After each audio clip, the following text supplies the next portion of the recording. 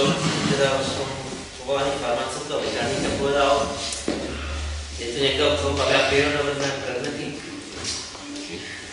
Jeden. Dvaja? Možno špeciálne pre vás to bolo dneska.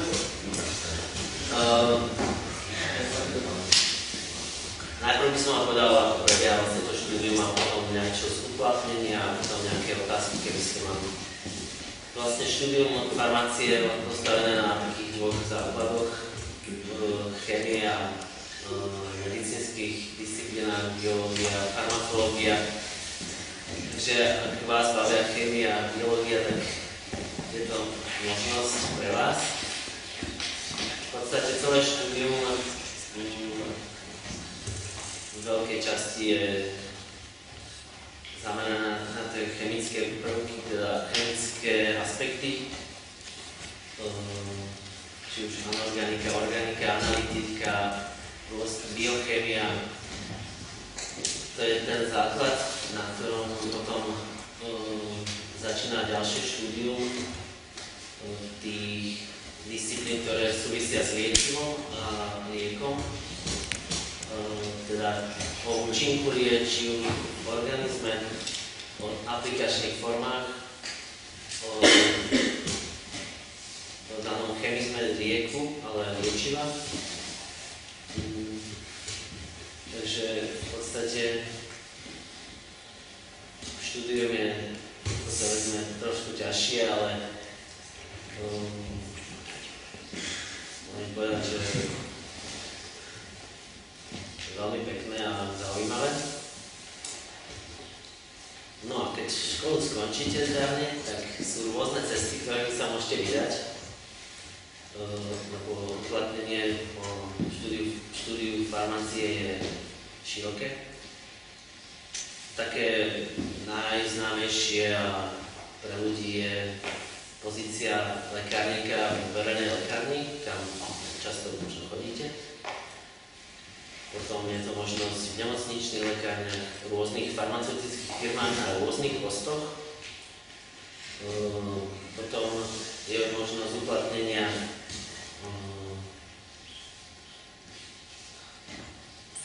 v legislatívnych sférach, čo sa týka registrácií liekov, proste legislatívy o liekoch a liečivách.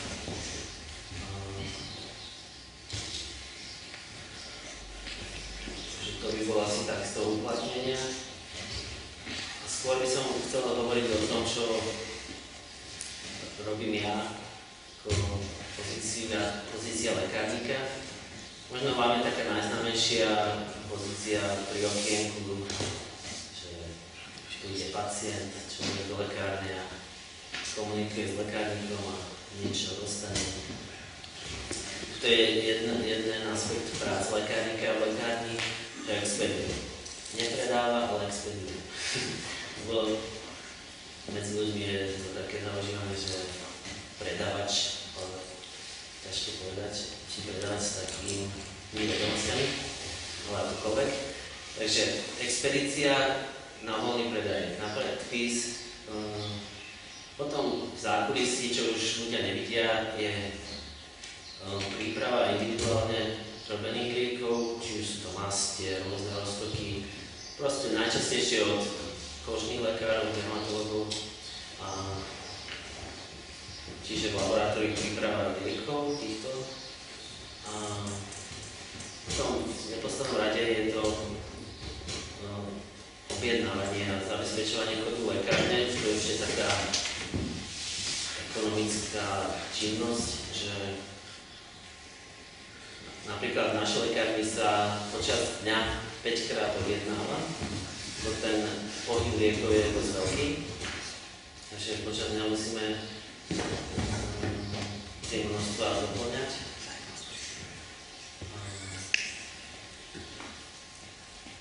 Že toto by bol takýto aspekt.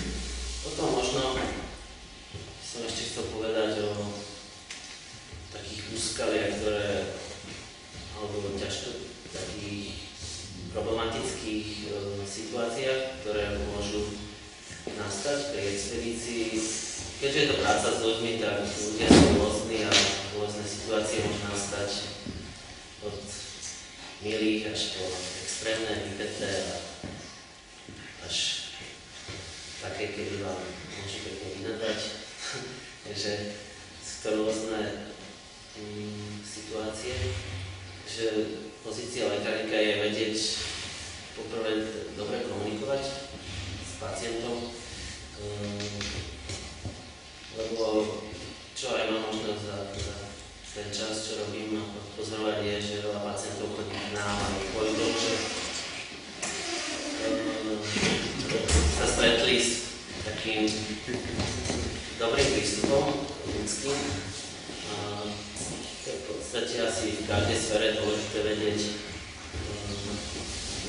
správnym spôsobom komunikovať a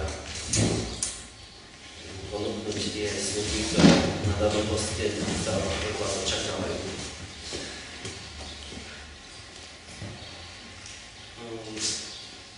Možno ešte niečo také, že čo ako kresťania môžeme ponúknuť aj v tomto povolaní je, ako som hovoril, vedieť prijať tých ľudí, ktorí sú takí, ktorých by ste radšej nevideli. A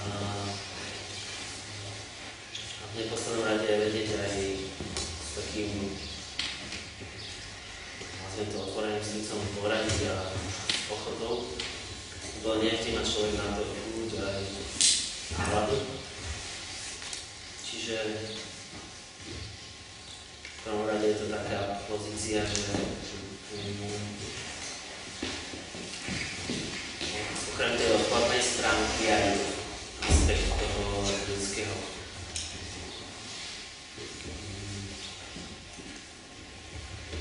Keby ste mali otázky, kľudne môžete aj počas dávať to súvislo.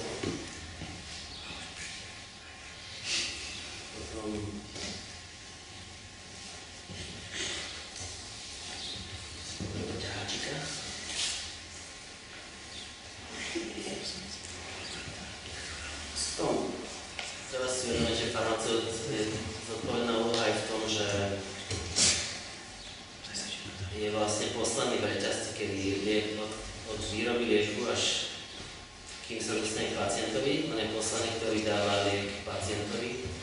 Teda významný je v tom, že môže ešte možné chyby najčastejšie lekárov, ktoré sa často stanú, opraviť, či už v zlom dávkovaní, alebo predpíše lieky, ktoré vzájomne interagujú a môžu spôsobovať na zdraví pacienta aj niekedy fatálne, alebo malokedy, ale proste uškodiť pacientovi. Takže úloha farmaceuta spočíva aj v tom, že pri výdaji liekov kontroluje predošlých.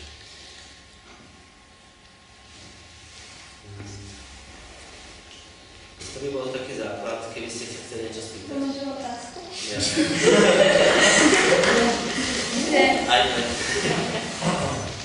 Že napríklad, že kebyže zle lekárnik určí nejaké dávkovanie, že by to nebolo cez lekára, ale proste normálne len cez lekárnika, tak dá sa, že by napríklad ste s tou mali nejaké súdne pojednávanie až väzenie. Keby sa lekárnik pomýlil? Že by to spôsobilo napríklad smrť pacienta. Mne sa to ešte nestalo, ale pravdepodobne aj. Mal by s tým problém. A akože vy aj nejako zmiešavate, že proste vytvárate niečo a robíte bio nejaké produkty, že vlasy a tak?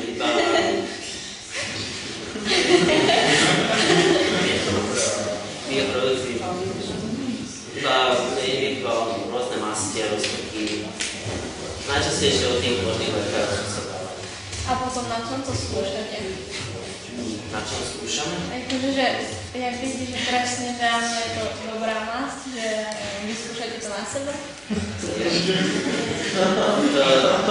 V podstate, keď sú takéto individuálne pripravené lieky, tak od lekára príde recept, ktorý vyzerá normálne ako bežný na liek a je tam napísané sú pomery surovín, ktoré treba rôznym postupom miešať. To už sú asi dávno veci, takže to už sú také rutinné veci.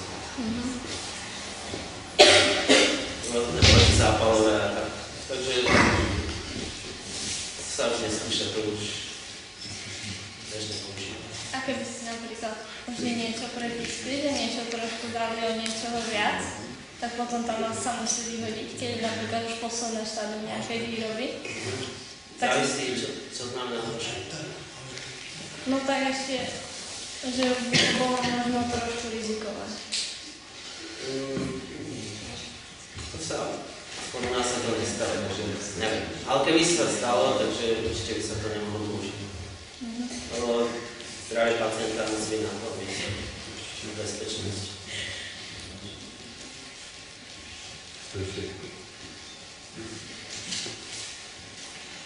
Ďalšie otázky. Že to štúdium farmácie, že ono je také dosť zložité asi. A že či nie je už, že keď mám toľko vedomostí ako ten farmaceut, takže aj idem po lekárne, dajú mi lieky, tak také mi prepíše aj lekár napríklad. Takže mám také vedomosti možno skoro ako lekár, dajme tomu, asi to obmedzené, ale či sa už nie sa tú medicínu, že keď to je také. Hlavný rozdiel medzi lekárom a lekárnikom je v tom, že lekárnik je zameraný na disciplíny, ktoré súvisia s liekom a liečivom, jeho použitím a proste lekár nemá vedomosť o lieku ako takom skoro žiadne. On vie, že paralelne na teplotu a blablabla, ale čo je v tej tablete schované, on nevie. Ako funguje, ktorým mechanizmom, aký je tam pomer a tak. Lekár teda je zameraný skôr na disciplíny, ktoré súvisia s ľudským telom, že buď na tej fyziologickej, patologickej, histologickej úrovni. Že on ide trošku iným smerom. A keď v podstate lieky, ktoré sú na voľno predajné, sú v podstate lekár môže predpisovať alebo predpisuje lieky, ktoré súvisia už s nejakým vážnejším ochorením. Keď napríklad nejaké zápaly dýchacích ciest, ktoré už treba riešiť antibioticky, tak už tam neboli ten lekár, že aj vyšetrí. A keď sú také bežné ochorenia, netreba vypockriť. Už lekár nebude na to poradiť a odporučiť.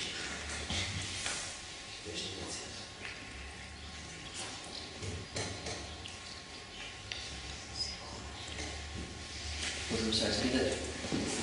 Má aj lekárnik alebo môže uplatniť výhradu svedomia pri prípadoch, kedy napríklad lekár predpíše nejakú amortívnu antikoncepciu a ty nesúhlasíš s tým, čiže ty môžeš uplatniť výhradu svedomia, ako to je v určitých povolaniach? V podstate nie. Čiže antikoncepcia na lekársky predpis to musí vidieť.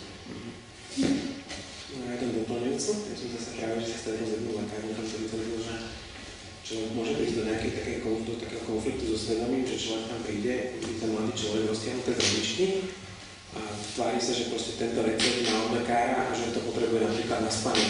Ale ten lekárnik evidentne vidí, že tie lieky nebudú na spanie a že on to s tým niečo umieša alebo niečo také a proste odmietol mu to vydať, ale v podstate vlastne narazil na ten problém, že prišiel vedúci lekárne a nie náš zákazník, náš pán.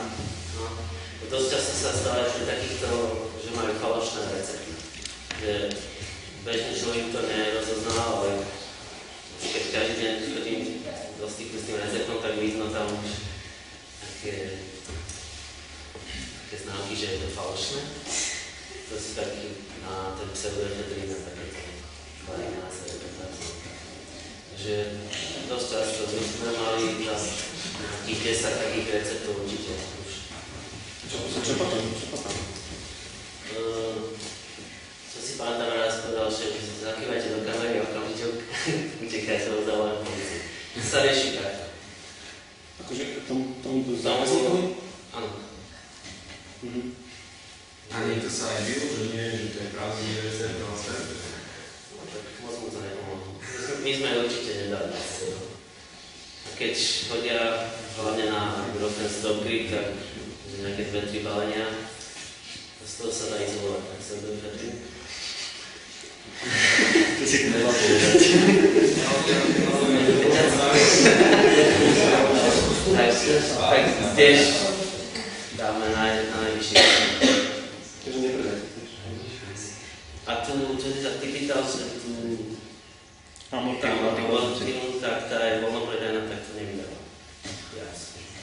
Proste príde, že aplikujem výhradu svedomia, chodíte za iným lekárnikom do inej lekárne? Buď, alebo keď som sám, tak to nejako uhradíme. Ty nemáš práve. Ešte nemáme. Čakaj, to nemáme. Aj príde, že takým, že stala sa nám nehoda. Už niečo šítim. Takže tak to nevydal. A to máme aj s šéfom dohodnuté, že proste som to nechcel vydávať a povedal, že dobre, a že nech idú za iným. Keď som sám, že raz do mesiaca mám službu v soboty sám, tak vtedy to je dôležitejšie.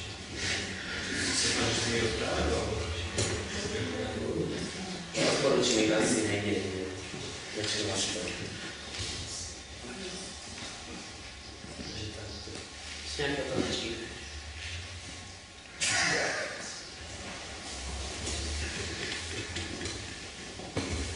Tak ja mám ešte otázku.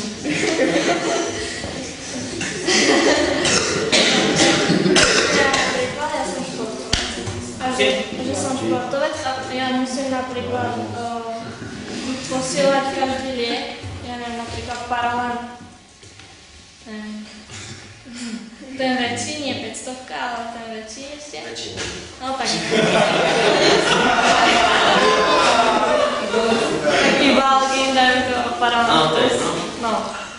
Tak proste, že ja musím poslať to na určitú, akože nejakú tú inštitúciu, že či to je povolené, lebo... A ešte či nedopuješ, alebo tak? No, lebo to je doping. Že napríklad, že prečo sa že pridáva, alebo tak má, akože je to logické, že sa pridáva, aby bolo človeku lepšie, že aby si myslel, že akože mu pomáha ten liek, alebo teda aby mu pomáha, ale on vlastne rozširuje možno cievy niektoré. Takže potom to je aj pre tých športovcov, že vlastne to je doping. Lebo sa lepšie okysličuje organizmus. Prečo sa to tam dáva? Akože také logické, že prečo sa to Tak tam dáva. väčšina ľudí nie sú športovci, takže väčšina to nevadí, ale každá zložka v lieku je dôležitá. Či už aby nastal účinok čím prv, alebo z rôznych technologických postupov. Niektoré lieky musia sa uvoľňovať až napríklad v tenkom čreve, nemôžu sa v žalúdku. Že sú tam látky, aby to takto prebehlo. Takže teda látky, ktoré sa považujú ako doping, sú tam určite tam. Čiže v tých liekoch na chrípku, tam sú tiež lieky, ktoré športovec by asi neprešiel na to.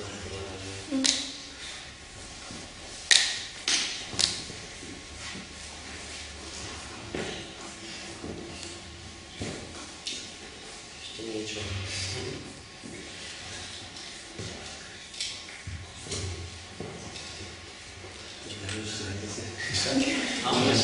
Hovorí sa, že niektoré deti chodia bose, tak schválne, že ty keď prehľadneš, tak sa proste hneď začneš dopovať lieky, alebo radšej čajičky. Ja by ma malo kedy chodil, keď väčšinou môj imunitný systém je tak silný, že on si vie poradiť s nejakými ľahkými prechodnutiami alebo tými jemne zvýšenými teplotami od 38. Takže keď je to v takomto štádiu, tak si nedávam nič, ale keď už je to horšie, tak treba. Lebo organizmus sa tráši väčšie. No sú lekári, ktorí automaticky predpíšu antibiotika. No, to nie je dobré podľa mňa. Lebo automaticky, ale neviem, či je to bakteriálne alebo vírusové pôvody. Keď je to vírusové, tak to nič nepomôže, iba to zničí pri najmenšom mikroflóru práve celé práve. A čo sú tie terafón? A také tie na chrípku, na prechnutie? Tak nám dávali sme že tam je strašne veľký obsah tých látok, ktorých paralelní napríklad. Keď to tak rýchlo zaberíš, cítim lepší. A že je to v pohode používať, keď cítime prepadnutie alebo tak? Teraflu niektorí ľudia pijú ako malinovku. Teraflu obsahuje 4 liečiva, ktoré sú na prekladnutie chrípku také dôležité. Prvé je to ten paracetamol na zníženie teploty a bolesti. A potom ešte dve, ktoré uvoľňujú potenciálne úchaté dutiny, keď máte česť nosa. Takže proti alergickým aj prejavom, takže aj vitamín C sa má. Môžeme ešte na to nadviazať? Že vlastne chrípka by sa mala vyležať, lebo potom, keď sa prechodí, tak to má následky môže na srdce, na určité orgány. A že vlastne keď si dám teraflu a zrazu mi je dobre, za, ja neviem, deň, 2, tak začnem si chodiť a vlastne mne to len potlačí možno tie účinky, alebo že to nevidíte a potom to prechodím. Tam treba zohľadniť, veď každý sa pozná, aký má organizmus, že čo mu treba. Tam skôr asi týmto smerom by som sa orientoval. Keď má niekto slabú imunitu, to môže byť iba nejaký krycí efekt, ale kto má silnú, tak mu stačí, takže závisí od každého človeka. No, že som bývala ešte často chorá a teraz beriem, že imunoglukán a pomáha to, teda už som dlho nebola. A že vie vyrábate imunoglukán? Nie. Museli mať plantáž na chlibu. Imunoglukán je prípravok, ktorý obsahuje suchý extrakt z tej beta-glukán, ktorý je dôležitý na stimul imunitného systému. No a že sa to má brať dlhodobo a ja už to beriem. Môže sa to aj dlhodobo. Môže sa to aj dlhodobo. No ja už to beriem tak, ja neviem, 3 mesiace určite. To nie je dlhodobo, ale dobre. môže sa aj dlhodobo. Závisí zase, aký je imunitný systém. Teraz, už kebyže to vysadím, že už to už nedám, tak potom už mám tú imunitu posilnenú, alebo by som zase sa mi to pomaly vrátilo do pôvodného stavu. Lebo ja som napríklad bola, že každý mesiac som bola chorá. A stále mi dávali antibiotika. Tam závisí ešte aj, no väčšinou sa robia také kúry, dvojmesačné. No potom možno by bolo to testovanie, či už z krvi, alebo aj takže, keď to vysadí sa, či sa tá choroba vráca, alebo ne. Takže ja som to vysadila a nevrátila. Žiadny zápal som tam nemala, nič mi nechstili. Takou som bola zase chorá, tak som to zase nasadila a som to aj.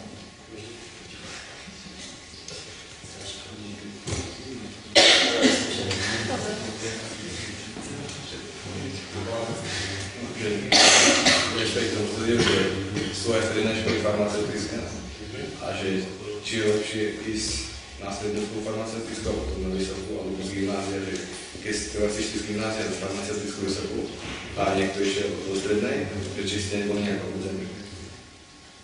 Ako v čom? Tí, čo išli do strednej, tí mali lepšiu prax alebo lepšie vedomosti už v tých farmaceutických disciplínách, či sú tie výroby liekov alebo tak. Ale zase z gymnázia sme boli lepší v tých chemických. Matematika, chémia, fyzika. Takže závisí, ale keď už je človek na základnej profilovaní, že by chcel byť farmaceut, tak asi je to asi lepšie. Má to také širšie zameranie už na strednej a tam to doplňa. Ale farmaceutický laborant oproti lekárníkovi farmaceutovi sa líši v tom, že ten, čo má strednú školu, nemôže expedovať lieky na lekárskú predpis. Pričom niekedy voľný predaj je ťažší ako expedovanie liek z lekárskej predpisu. No tam treba vedieť poradiť z rôznych prípadov